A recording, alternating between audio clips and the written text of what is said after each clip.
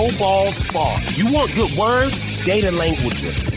Talk real sports with a real man. Come after me! I'm a man! I'm 40! And now, here's the be-all, end-all, know-it-all of high school, college, and pro sports.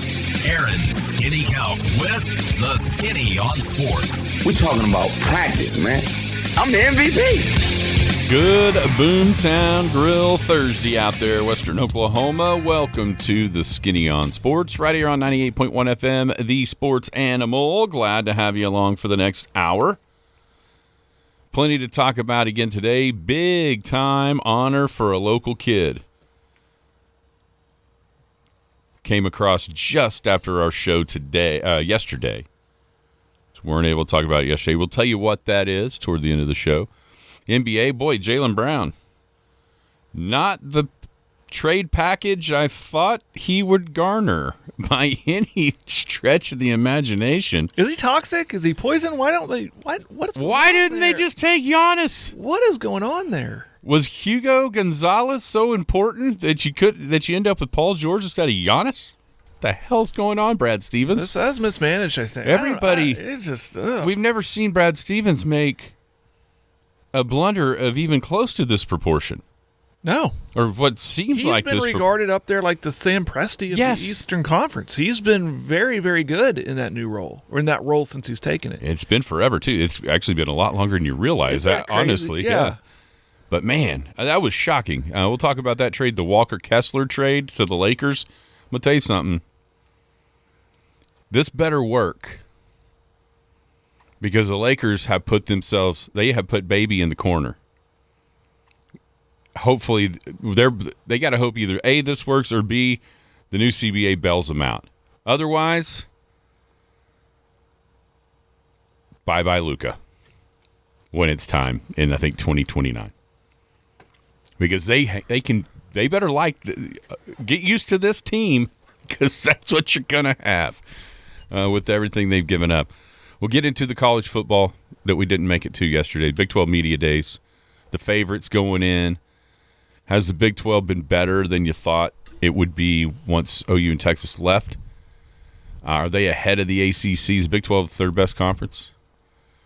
And would you be more surprised if OSU ends up in the top 3 of the Big 12 at the end of the football season or the bottom half? And then also, right off the bat, World Cup. What a scene. What a scene it was last night in Santa Clara. Props to them. We were kind of joking around about what the atmosphere would be. It was awesome. I about texted that to you guys last night. I said I'm actually impressed with the crowd. Amazing night for U.S. soccer in Santa Clara. We can go through it. Here's my question about that.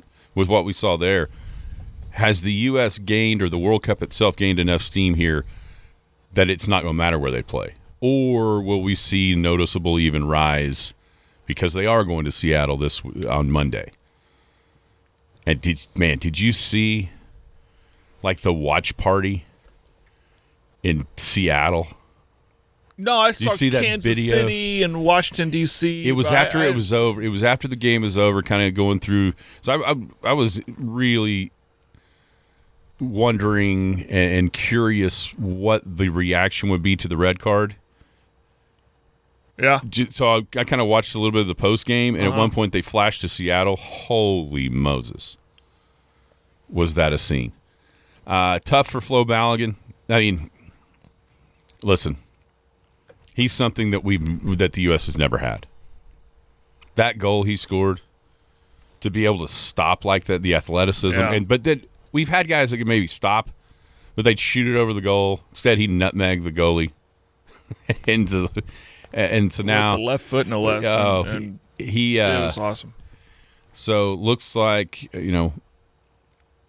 not there. I've been reading a whole bunch about this, wondering what the process could be as far as rescinding a red card, if that was even possible. Can anything be done? There is an interesting article out on ESPN.com today from a well-respected high-end official from the past that kind of went through the scenario that we can talk about.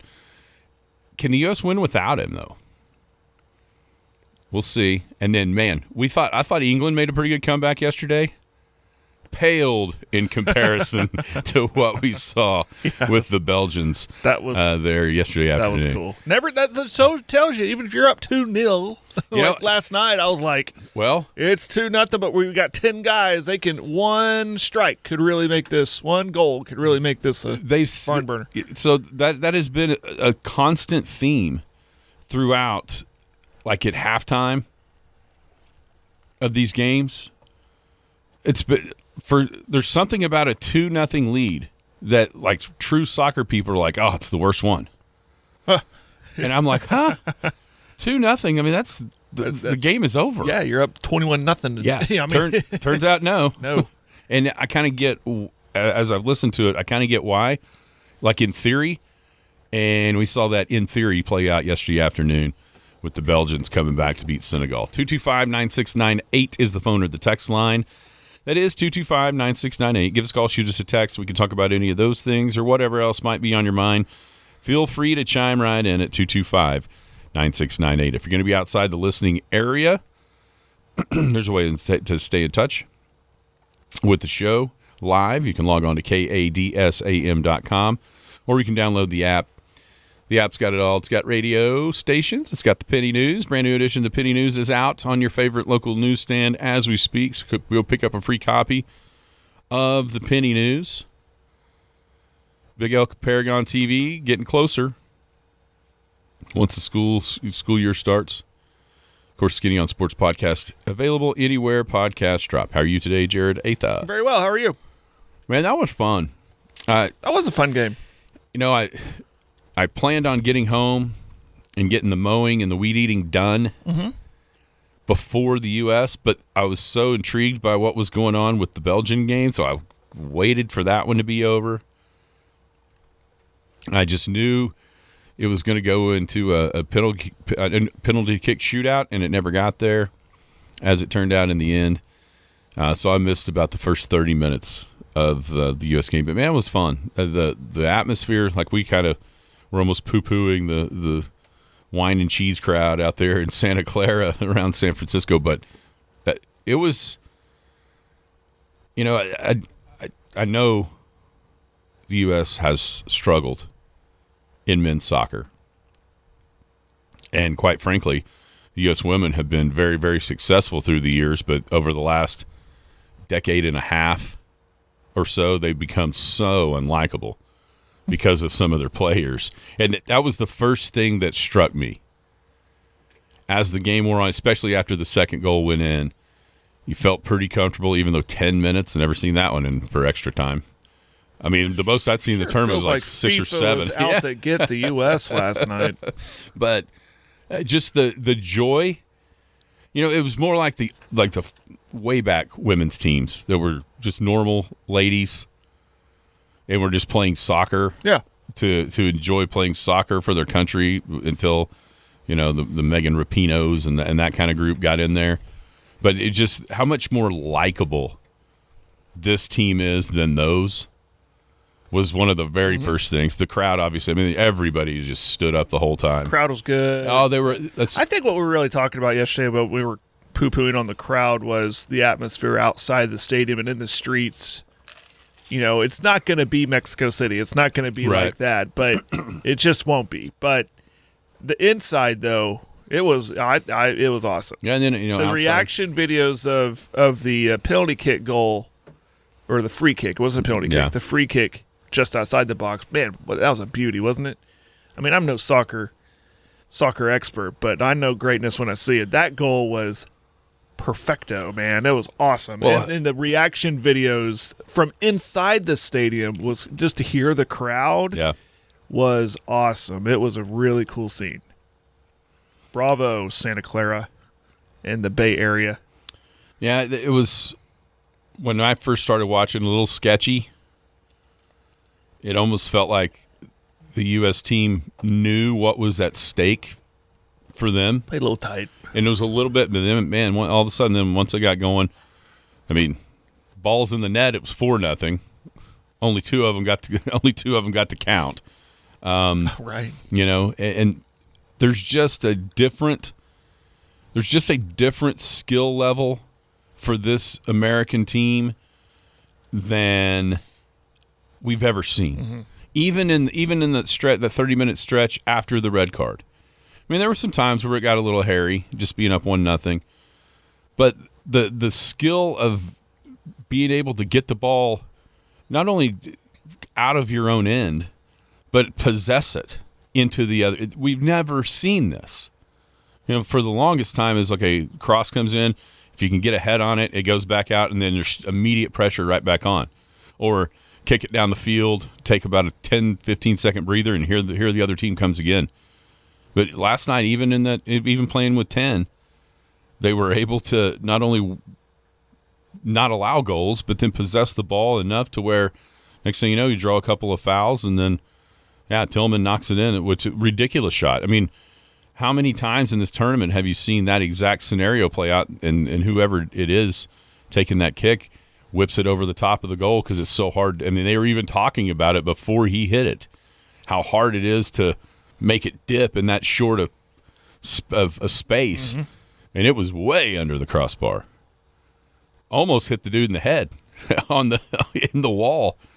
But no, it was maybe the coolest night of all time for U.S. soccer. Well, I'm anxious to see ratings too. I think it probably drew a lot of eyeballs.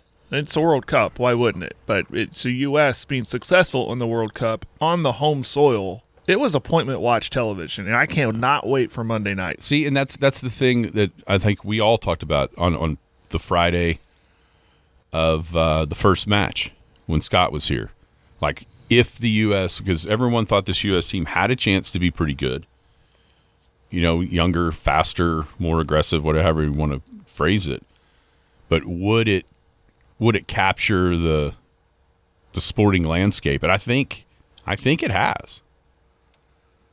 And the ratings will probably reflect that. Because if there's one thing we all know about Americans and watching sports, it's most of the country loves to root for America. And in a weird way, I think the segment that wouldn't like soccer. You know what I mean? And so it's you know what I mean? You're right. And so it's like this may be the perfect, like the perfect storm building to for most of the country to get behind a team. It's true. That is true. That's a good point. So, that's a good point. Most liberals like soccer. There you have it. And so, I would imagine those will be good. And then Monday, it'll just keep growing. And, sure it will. And we'll see where exactly they get. The red card, read a lot about it. Lots of comments. Like, when they went to review it and stuff and what the experts were saying, and we have to keep putting this out. Like, we have to have an asterisk when we talk soccer because we're no experts of soccer. So watching it, I'm like, I don't know. It doesn't look. And what hearing those guys say, no, that's not a red card. That's not a red card. I was pretty comfortable he'd come out of that room going, nah, yellow card, whatever. But when they said red card, I was like, do I need to get upset here? Do I need to say, why are we getting the Caitlin Clark treatment right now? What is going on? That is horrible. But everything I've read and heard, it's like, that is not a red card. See, a lot of people say it is. And why? I just don't. I mean, I got to get educated, I guess. Because of the force on the ankle. I guess this has been, every year in the NBA, they'll come out with new, like the referees will be looking for something. Mm-hmm. And that has been a point of emphasis. That's what I'm trying to think of. A point of emphasis on the heel for the Achilles and the ankle. And there's no doubt when his foot is on the guy's ankle and it looks like it's about to break in half, that is something that they're looking for. The problem, and like I said, there's a guy named Andy Davies, and he wrote a little summary on ESPN.com. And this guy, he was a select group referee. I'm just reading his credentials right off of the story. 12 seasons on the elite list were working in the Premier League and the UEFA Champions League. He's had extensive experience at the elite level, operated within the VAR space in the Premier League. So he has dealt with this. And I guess a lot of people like us, I'm sure. I mean, the first thing I thought was he wasn't even looking at the dude. You know, to me, when I think of a red card, I think a guy goes running at a guy and does what he did on purpose. Right. Like, it's one of those things, I've always felt like you know a red card when you see it. Like, immediately, oh, no, that guy's out of the game. Yeah. That wasn't what this was, but apparently the intent, and a lot of people are comparing this, trying to compare it for U.S. people that don't really know soccer all that much, to targeting in college football. Okay. Now, there are times where it looks like a dude absolutely goes in there on purpose to rip a guy's head off. Right. And everybody goes, oh, yeah, that's targeting. But then there's some others where you're like, oh, he didn't mean to do that. The guy ducked. You know, we see it all the time. Every Saturday we see a couple of those where you're like, he did not mean, he was trying to avoid that. Yet his still gets called for targeting. And so that's kind of the way that it's being presented to try to help people that know football rules better than soccer rules. Like the intent wasn't there, but it still happened. And that's sort of what he says as far as when you look, he's like, there was no doubt when they buzzed him down to go look, and he looked at the slow-mos and the stills with that one picture of the ankle over, he was 100% going to get sent off. But Andy Davies is saying that's not the proper use of VAR. You're not supposed, that's not the way it's supposed to be used to buzz down to the referee. And that, the technicality of that is where he says the U.S. might have a case to get it rescinded. Because he said VAR made their recommendation to the referee based on slow motion and still replays that's not aligned with their protocols. So possible. He said that's the avenue. Rescinding of it, or that's the avenue in which the U.S. there's no other way to challenge it, and outside of just the misuse of the protocols for it to go into effect. That is frustrating when you think that this is one of the, again, soccer fans might argue this, but the biggest soccer event tournament in the world, and the head official doesn't even know that. Doesn't know the rule. Yeah, there was another time to use that system, and when he's able to and not to. Well, that's frustrating. It's more on the other side. It's more on the replay assistant using that to buzz down, because he says as soon as you saw what happened and VAR went into effect, he said it would have been a complete surprise if the referee on the field didn't give Balogun a red card because of what he was, especially that one where he's crunched down on his ankle. Which is crazy because on the field, the whistle didn't even blow. There wasn't even a foul. Yeah, that's right. On that play. That's even more frustrating. Yeah, and that's where he's saying that the possibility exists because it wasn't administrated properly. We'll see. And it kind of was bittersweet, right? Because it was the coolest night for U.S. soccer maybe ever, and for sure in a long time, that then you still left. It's like the U.S. men's soccer can't quite catch a break, right? Because even in the greatest night, there's still something that kind of leaves you with a bad taste in your mouth about it. And the guys afterwards were talking about how inconsistent it is. I sent you guys a video of Messi in the first game looking at the guy and doing about the same thing and nothing happened to him. You know, it's like, okay, well, and Pochettino even said that. He said if he'd have been wearing a different badge, a different uniform, probably wouldn't have happened. And clearly referencing that other thing. But we'll see what happens as far as that goes before Monday. It's a huge loss if the U.S. doesn't have Balogun, because he is clearly, at least in my lifetime, the best goal scorer skill-wise that we've ever seen.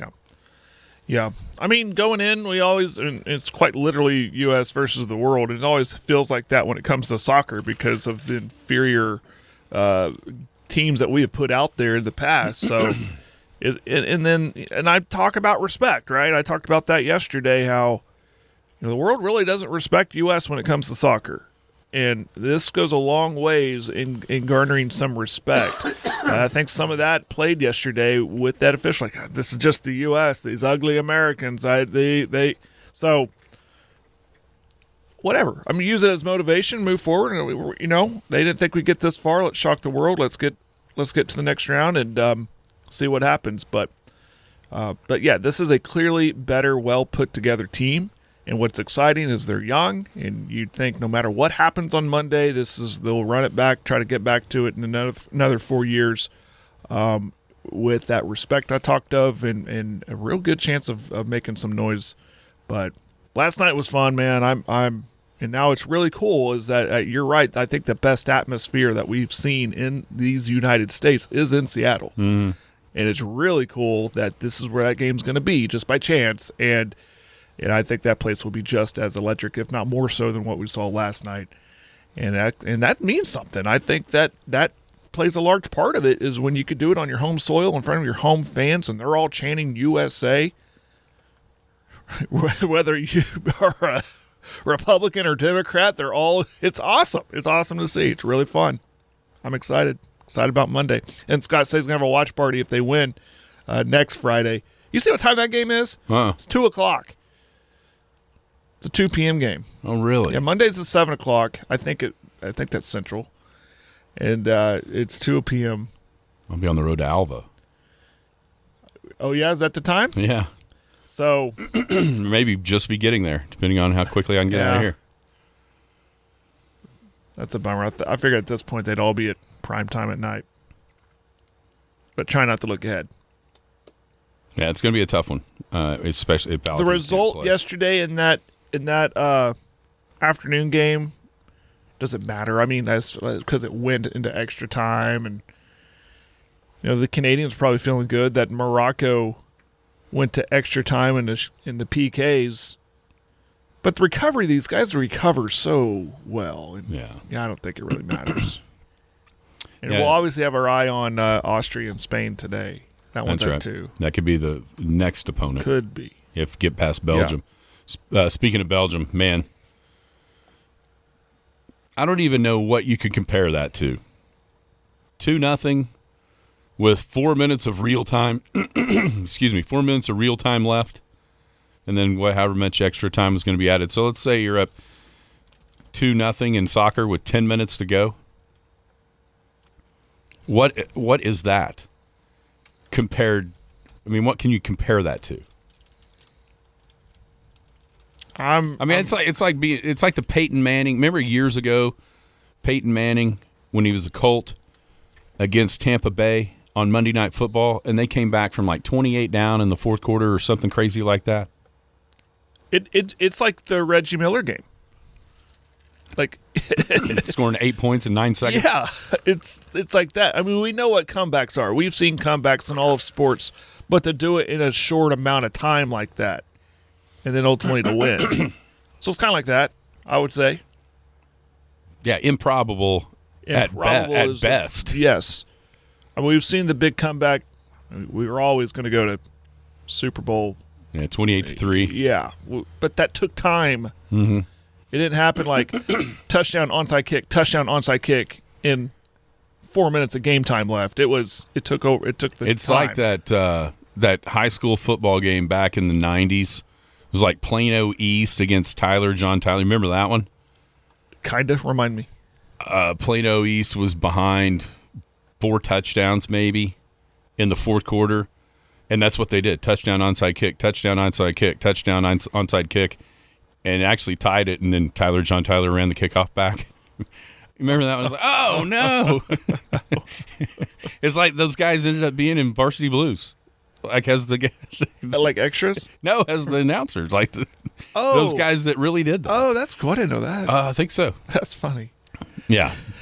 Something. This guy scratches himself better than he throws the ball. Yeah, it's like that, or they were at least like fashioned after those guys.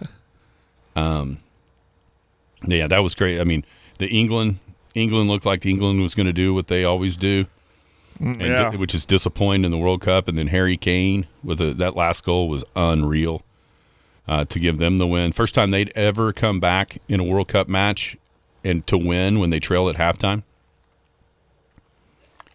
So there's a bunch of these stories. There's a bunch of storylines here for some nations that haven't had a ton of success. The problem is at some point you're going to meet that freight train known as France, and it may come all crashing down as far as the storylines. But no, that was awesome last night. A lot of fun. And even, I was thinking about this yesterday when we were talking about the game. And like, you have to win this one to get any respect of the non-soccer American sports fan. Because if you don't win this one, then it's like, okay, well, nice, you won a couple of games that didn't matter, but when it got to mattering, you couldn't pull it off. And it's only the second time the U.S. has won since the knockout stage, like this current format of what the World Cup is. And so that helps. Last time was 2002? 2002 was the only time they've ever won a knockout stage game. And so, of course, that was a round of 16 because this is a little bit different. There's more teams that make it. So it doesn't tie the furthest they've ever been in this format, but it was cool. There's no doubt about it. And man, if just think about, it's not going to reach these levels of unproductivity in America next Friday of like the NCAA tournament. It's not going to get there, but I think you will see a dip in productivity in the workforce of America if they are able to win on Monday for a 2:00 Friday match. Mm-hmm. I do think you will see that. Well, I think we should just shut it down and fire up the grill outside and turn on every TV we have in studio and just watch it. Yeah, you guys ought to do that. Make sure that grill works before the fishing derby. That's been a thing. We cook about 400 hot dogs once a year on that thing. Always seems to work, though. Yeah. Somebody check the propane. We start getting notes on our app for that. Yeah. Buy propane needs to be on that list. All right, so that was cool, no doubt about it. U.S. move on. When we come back on this Boomtown Grill Thursday, a little college football talk right here on the Skinny on Sports. If you're hungry in Elk City, there's one place people keep coming back to. Boomtown Grill. Plenty of TVs, a great bar, and a dining room where the food is the real star. Boomtown's kitchen turns out hand-cut choice Angus steaks, burgers ground in-house every single day, and Boomtown's handcrafted pizza that just might be your new favorite in town. Tuesday night, enjoy chicken fried steak with mashed potatoes, peppered gravy, and a roll for just $4.99. Thursday wings are only 50 cents. Boomtown Grill, 2103 South Main in Elk City. Come hungry. The Skinny on Sports. This is one of the most awesome experiences of my life because I'm getting in trouble right now. I can't believe it. Welcome back on this Boomtown Grill Thursday. Skinny on Sports, 98.1 FM, the sports animal. What'd you say? Boomtown. Oh. I said Boomtown. I thought you said something else. N instead of an M. Yikes. Boomtown Grill, 2103 South Main. I heard, what day did Norway play? That was a couple days ago. Norway. Yeah, I don't know. I heard that it was a contingent of Norwegians in Boomtown. I heard that watching the match. Were they they were riding down Route 66 on their motorcycles, apparently. I've been telling you it's the World Cup headquarters for a while now. They're at Boomtown Grill. Oh, yep, text line's got jokes. I knew it would. Yeah. It already had jokes before. U.S. men's national team needs to hire the judge from Texas Tech. Yeah. very, very true. Very, very true. Also one that said if France can be good at anything, it's not a real sport. Oh. Ouch. Ouch. Ouchies. That's a good one. That is a good one. Anyhow, so Boomtown Grill. Today is 50-cent boneless chicken wing day at the Boomtown Grill. Hand-cut, hand-breaded, hand-fried. All kinds of different sauces to put on those delicious, delicious boneless chicken wings. All day long at the Boomtown Grill. I had wings last night, and because I was home alone, not home alone the whole night, but girls went to the city. They didn't get back till about the second half of that game, so I was on my own for food. So I went and got some wings, air-fried them and all that, sauced them up, and then halfway through them I thought, why didn't I just order Boomtown? Yeah. It would have been way better, and I wouldn't have to go through this trouble. Way easier. Yeah. Let's go check out the Boomtown Grill, 2103 South Main, right here in Elk City. By the way, did you see that? Did you happen to see that pummeling on the baseball diamond last night? I saw the score. That's pretty impressive. 23-3, the old Cubbies. Is there? I'm sure there has been, but my goodness, the roller coaster ride that is this year's Cubs. Win 10 in a row, lose 10 in a row, win 10 in a row, lose 10 in a row, lose 14 out of 18, now win 9 out of the last 10. I think your more seasoned Cubs fans would tell you this is normal. Yeah, I think so. I think they've told you that. Like, get ready. Another joke you can't read on air? Yes. Yeah. This is a good one, too. Oh, my. Oh, my.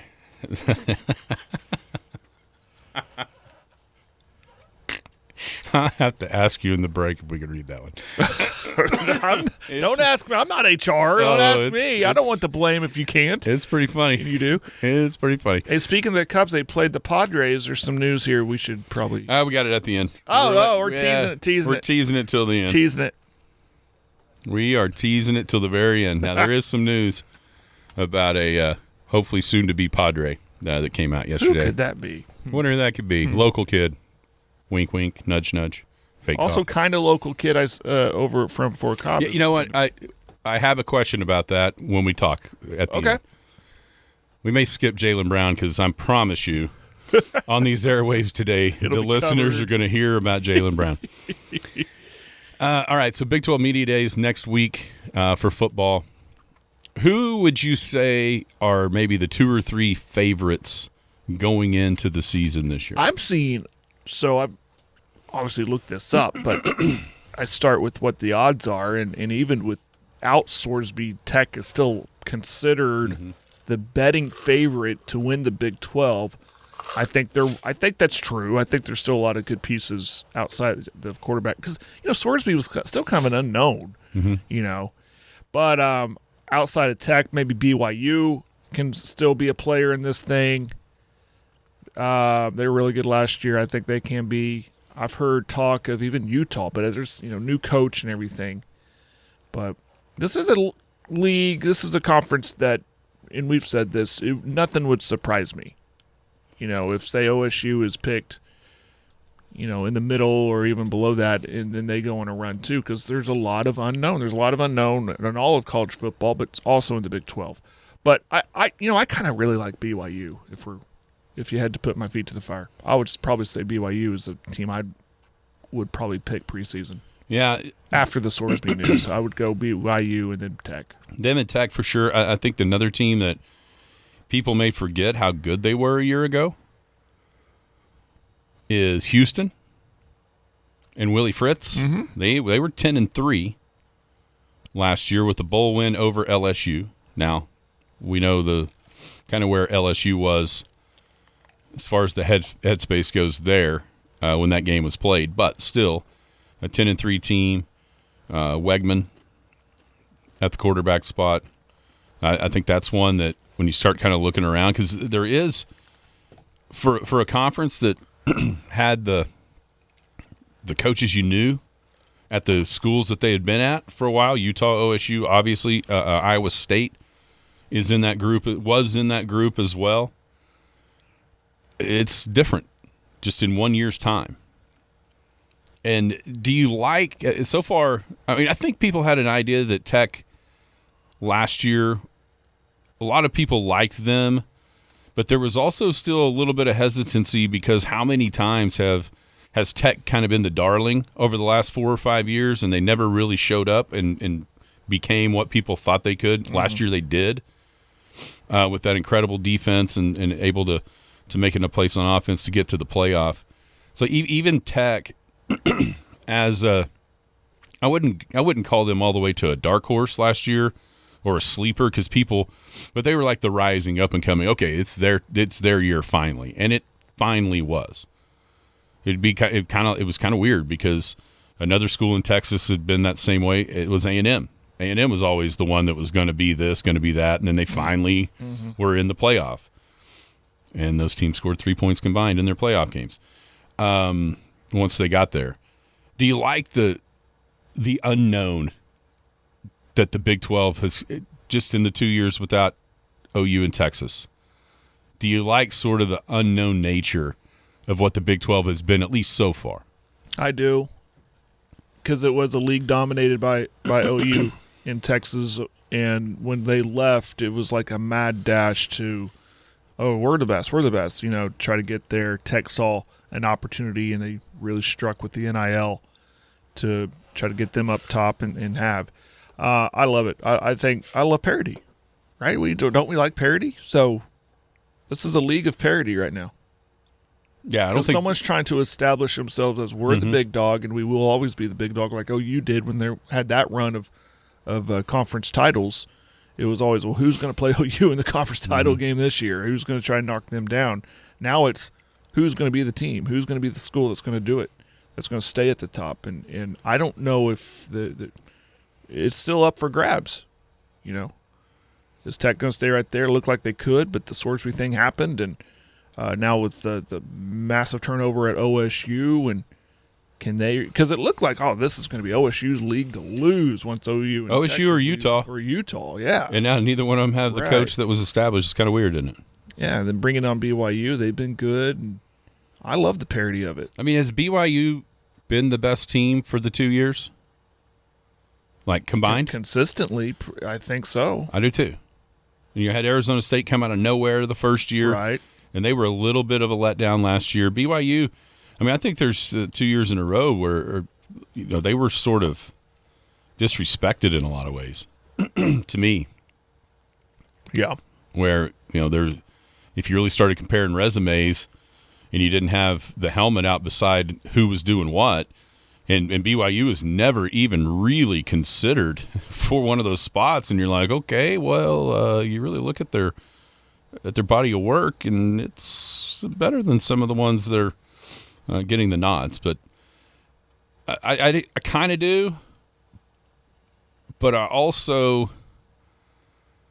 I think for long-term sustainability, there needs to be a constant player when it comes to the playoff. Mm-hmm. The ACC was awful for years, except for Clemson.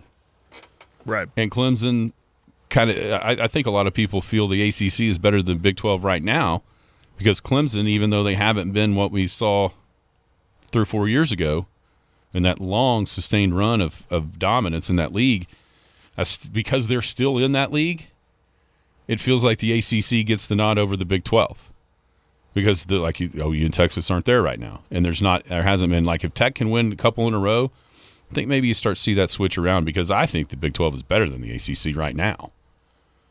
It's just not getting. It's not going to get the PR and the recognition around it because I don't think people feel like there is an established head dog. Right. Would you be more surprised if Oklahoma State finished in the top 3 of the Big 12 or if Oklahoma State finished in the bottom half of the Big 12? I'd be more surprised they finished in the bottom half.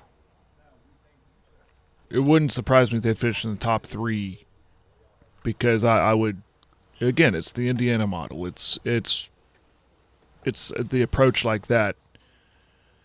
And if they're in the top 3, like, yep, that makes sense because they brought in Messmaker, they brought in the running back, they got a good, a coach that knows how to coach them. There's some familiarity there. So that wouldn't surprise me at all. It would surprise, like, man, why didn't that work? I got more upside for them. Which is pretty crazy considering they haven't won a conference game since 2023.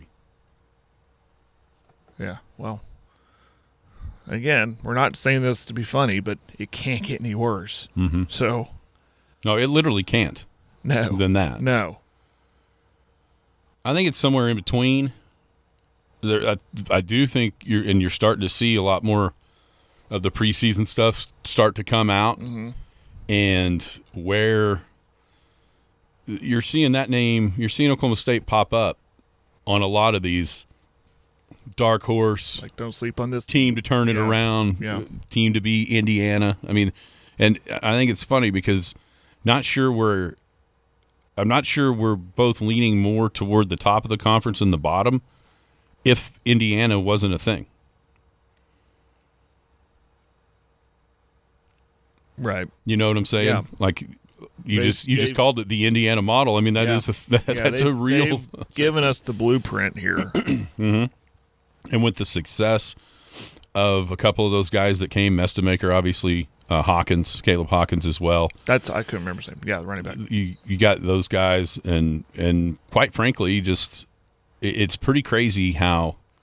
And somebody brought this up after us the other day when he came on the show. Yeah, on the text line, said that. Said it took 3 years in the making. But there was success even before they won this title. They were winning games. So with that being said, I can see OSU winning some games and finishing top 3. And I think not only the Indiana model, but also the very small sample size, but the 2-year history of the Big 12 so far. Yeah. Kind of leads you to believe that it's more possible maybe in the Big 12 than it would be in a different league. So, and I'm back like the OSU. I'm not one of these. Some will say it. Some who doubt this process will say it might have worked in the American Conference in your North Texas, but this is the Big 12. You're getting North Texas guys to play in the Big 12. Who says that's going to work? There's going to be people who are going to say that, and that's the unknown about this. Will it work? We don't know. It's worked at Indiana because in the Big Ten. In the Big Ten, they were the James Madison guys. So that's what you're hoping will happen if you're OSU.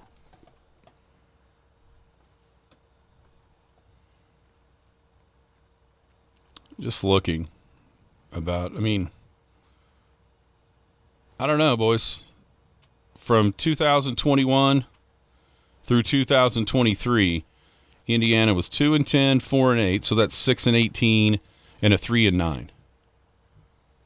9-27. This took 2 years.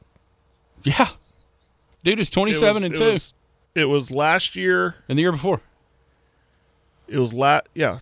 They went. And that was the thing. Like when the year before this past season, they were good and they won games. And I just thought, well, that was a flash in the pan. There's no way they could replicate that. It's Indiana. Look at their schedule. Look and then they go and do what they did. So it could happen that fast for OSU. Yeah, I'm 9-27. The 3 years before Signetti got there, he's been there 2, and he's 27-2. And no offense, Big 12, but Indiana did it in the Big 10 where they had to go through Penn State. They had to go through Ohio State.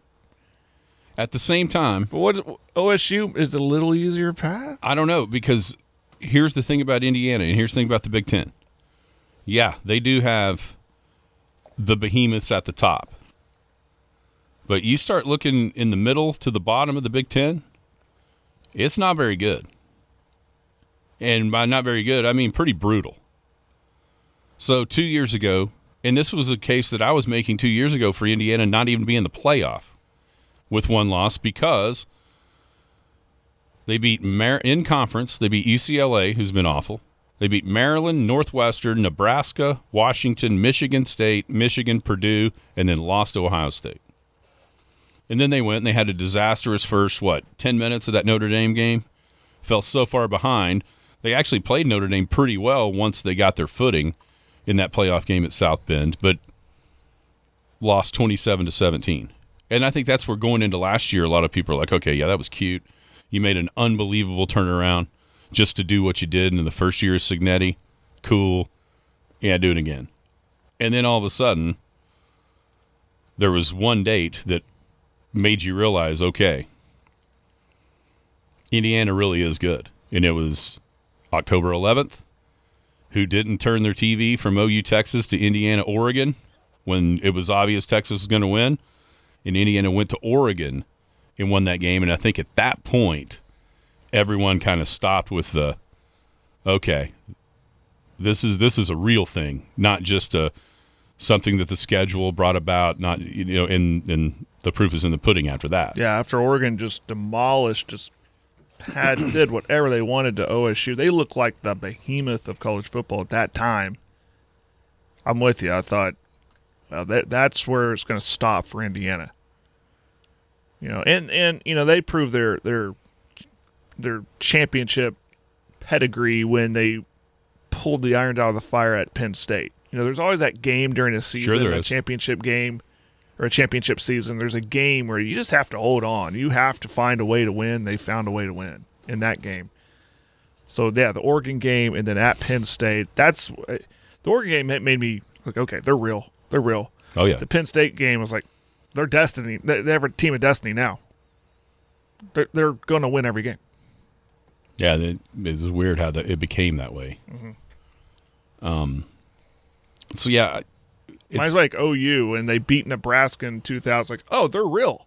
They're real. Oh, sure. And then when they went to A&M and found a way to win, it's like, okay, they're winning every game now. It's just meant to be. Yeah, all the way through. Even that next year, the Miami team in 2001 that everybody thinks is the best of all time, with all the draft picks and all that, it took a late interception return for a touchdown against terrible Boston College to seal that one away. Mm-hmm. Yeah, there's always that game or two in the schedule where you win without playing your best, and that's when you're you're as good as anybody in the country that year, or one of those teams. I think it's going to be fascinating to watch, and there's probably going to be a little bit for what they have been and what Oklahoma State has not done the last couple of years. I think there is going to be more optimism than you would think, and more expectations than probably need to be there.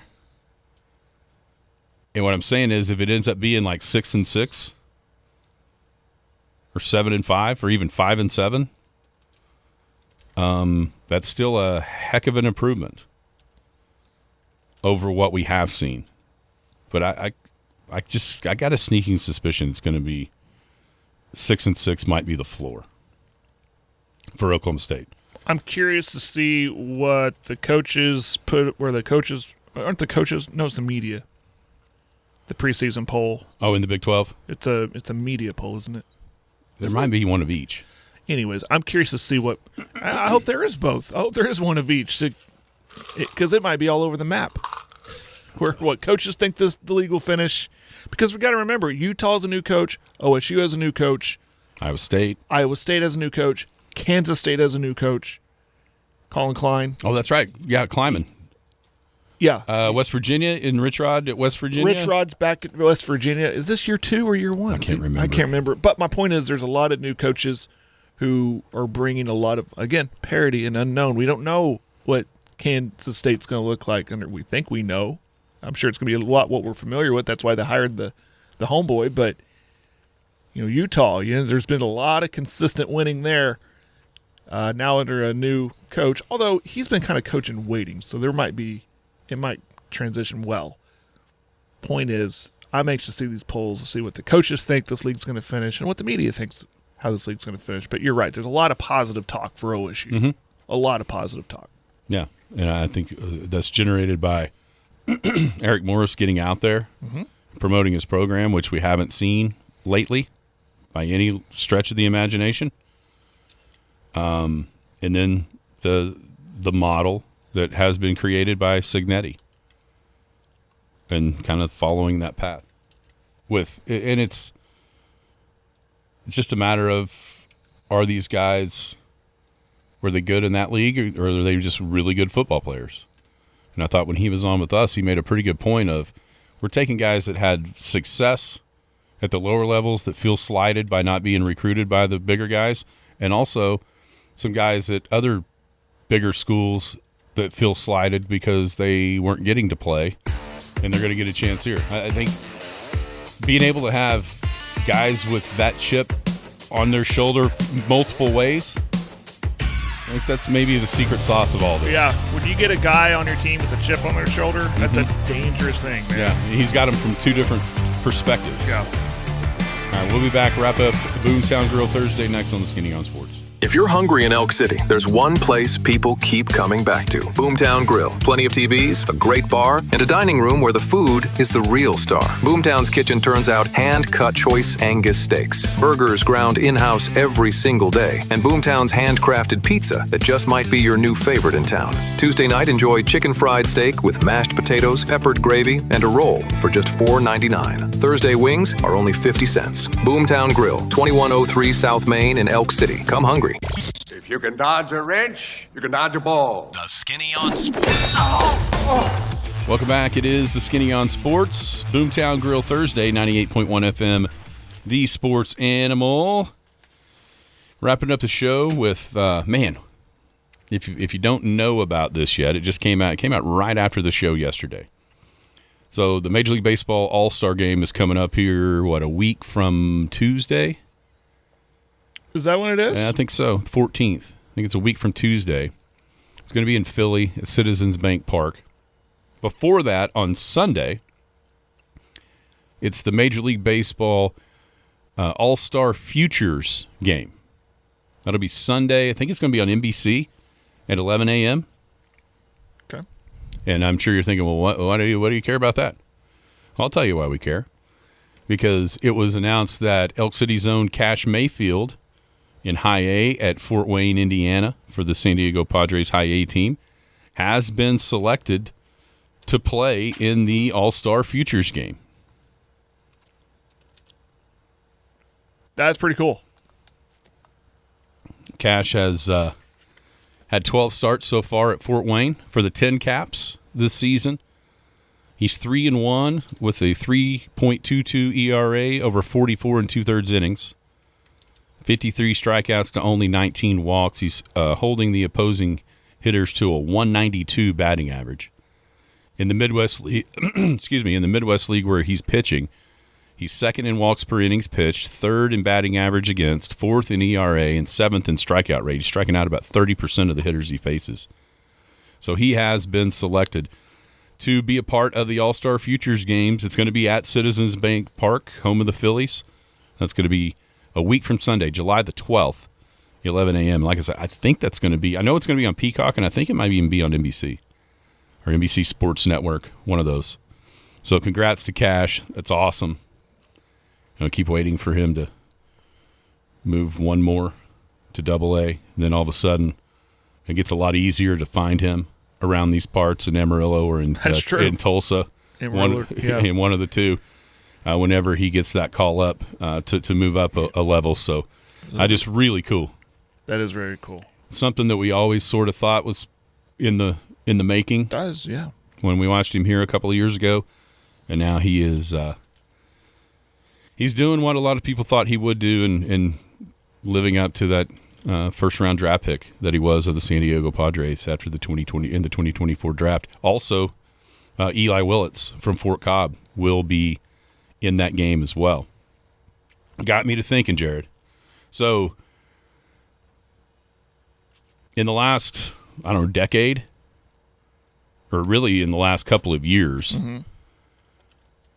you put Cash out there. You got Ryder, who just tied for 23rd in the U.S. Open. He's going to be playing in the Palmer Cup overseas starting tomorrow for the U.S. squad in the Palmer Cup of golf. And then Quade Cummins, who's been on the PGA Tour just last year. Is that, like, as far as high-end national/international talent from Western Oklahoma. It's hard to think of like all at once. all at once, like a trio. I'm sure there's been some like years ago, but it's so easy for us to follow everybody. That's a good question. I can't think. We've had some great success from players and from individuals out here to go on to do big things, but all at once, though, that's... I mean, you got... I can think of Wes Sims and Trent Smith. Right. In the NFL at the same time. Yeah. Tim Duncan, I think, kicked a few. Tim was kicking. For a little bit in the NFL.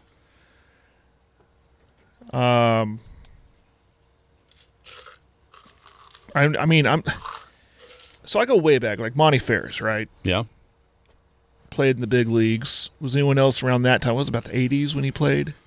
Oh, man, you had Don Carmen from Visay back then, who pitched in the big leagues along the same time. I think he was just a little bit older than Monty, but maybe not by a ton. Miller from Weatherford was in the Minnesota organization. Mm-hmm. Who else might have been? We can sit here and list off a ton of people out of Western Oklahoma that have gone on to to either the big leagues or the NFL or maybe the NBA. I have to think long and hard about that one. That'd be NBA. Would have been Keitha. There you go. But at the same time, though, this is I don't know. This might be unprecedented. Now, wait a minute. Didn't he not graduate from Visay? Or was it Camargo? I don't know. Text line tends to disagree with you on that one. From, but didn't go there. I thought he went to Visay. Maybe he went to Camargo. Well, that's a whole different argument. From a town, but didn't go there. Can you really claim him? Well, and then you get into the Cash Ryder conversation. Right. Where Cash didn't grow up here, but graduated from here. Ryder did, but didn't graduate from here. I did not think he went to school in Liberty. That argument is going to happen from now to the end of time. Well, never mind. Open transfer. We're going to have people go, well, yeah, that's no they kidding. won a title there, but they lived here. Yeah, you're starting to see it. You're starting to see it with claiming quarterbacks, Jalen Hurts, guys like that. Oh, of course. Caleb Williams. I did not think he went to school in Leedy. It's been a long time ago. I was just a wee lad in a red and white Bronco with my grandpa watching those Leedy teams. I was about 4. I have hit a nerd with our buddy Jared.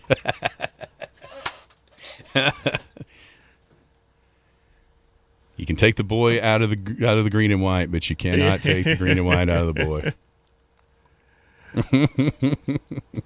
Let's see. Do you? That's good. That's good stuff.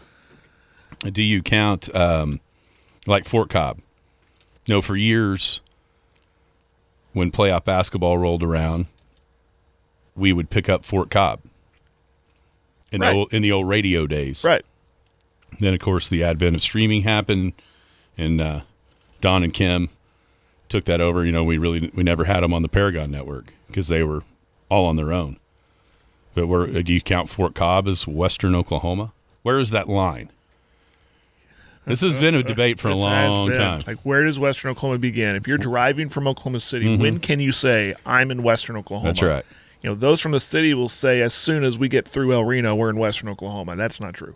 It's not that far east. I agree with you. You said off air. I think once you get to Weatherford, it's Western Oklahoma. Sorry, Hydro. Yeah, I mean, honestly, I don't know. I never really considered, like, even those days, Fort Cobb being quote unquote Western Oklahoma. We'd claim them. I mean, I'm not saying we wouldn't claim you, Fort Cobb. There's a bunch of people in Fort Cobb that I really like. I know a lot of people from Fort Cobb, yeah. I just don't feel like that is truly Western Oklahoma. They feel more southern. Yeah. Southwest. In that Elgin, Cache, Chickasha realm. That's what Fort Cobb kind of feels like. Carnegie. This is actually true on the text line. Camargo used to have a sign that said home of Don Carmen, but maybe it was just literally his home. Anything west of Calumet. I think people not from western Oklahoma would tend to lean more that way than what we're saying. That makes sense? Mm-hmm. Like you said, anything west of El Reno for the metro folks consider western Oklahoma probably. Right. But for us, driving to Calumet, we're driving over an hour east. So it just feels like it's a trip to the city. Yeah. Some would say I think the line is El Reno because, they think you get what's the highway there? 81. Yeah. Get past 81, you're in western Oklahoma. As far as weather coverage goes, I think that's correct. I think that's messing with my mind too. When it gets about the weather, I'm like, all right, we're done. That's right. Move on out of Weatherford and let the other guys. Yeah. That's exactly right. Just get east of Weatherford, and them other boys can handle that.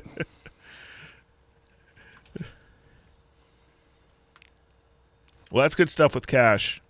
No doubt. And Willits. That's really cool that it's happening to kids from this area. What do you got? Sage Kimsey absolutely goes in this list. That's true.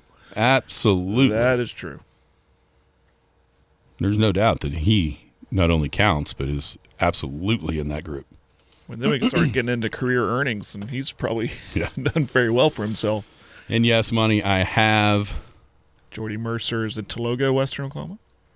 Well... Yeah, I mean, that's 183. That's west of Weatherford. Yeah, it's too far north. Is it too far north? Yeah. And then you get into is it northwest Oklahoma? Right. The Tologa is in Dewey County? Dewey County seat. Yeah.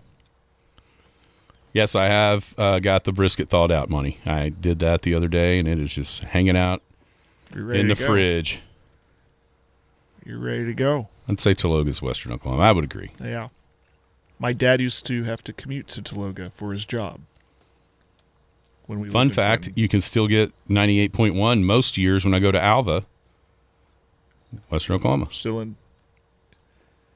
All right, 98.1, you can still get it. Yeah. Going through Tologa. Yeah, Ryan and Damon. You're sure you're getting our feed? Positive. I hear the ads. You hear our ads? Yep. Okay. Yeah, Ryan and Damon Minor, that was... Oh, that's an easy They were their own. Yeah. This is a whole special we're going to have to do of local kids that have gone on you have to to make like level. a 10-year period or 5-year period. I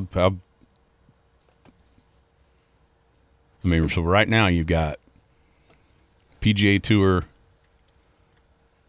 going to be top 10 amateur golfer in the world and an All-Star Futures player in the minor leagues right now.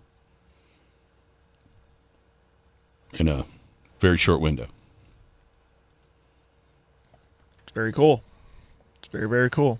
I mean, Quade Cummins, we didn't even discuss him. No, so say, yeah, he's the PGA Tour guy. I thought you were still on Ryder. No. Yeah, PGA Tour guy and Quade. Ryder's going to be a top 10 amateur in the world once the new ones come out. And then Futures in minor league baseball. There's been NFL guys. Trent Smith from Clinton, Wes Sims, just in our school time. Have been there. Mm-hmm. Like you said, Tim Duncan kicked a little bit. So, yeah, there's been, for a place that, like the text line said, a majority of the world thinks still don't have electricity and ride around in horse and buggy. There's been a lot of good athletes gone from these parts. Yeah, and those who think that, continue to think that. Please. Stay away. Please. That's what me and my wife love about, because we've always toyed with the idea, like, would we try to go to California? Would we try to move, go back, or would she go back? Just no way. And I love that people think that there's nothing out here, because that means no one's coming out here. I agree. We're a special type of people out here, aren't we? Yes, we are. Get down to Boomtown Grill. Yeah. 50 cents boneless chicken wings today. You've been listening to the Skinny on Sports podcast with Aaron Cow. Be sure to hit that subscribe button to get alerts of when the latest podcast is available. Thanks for listening. That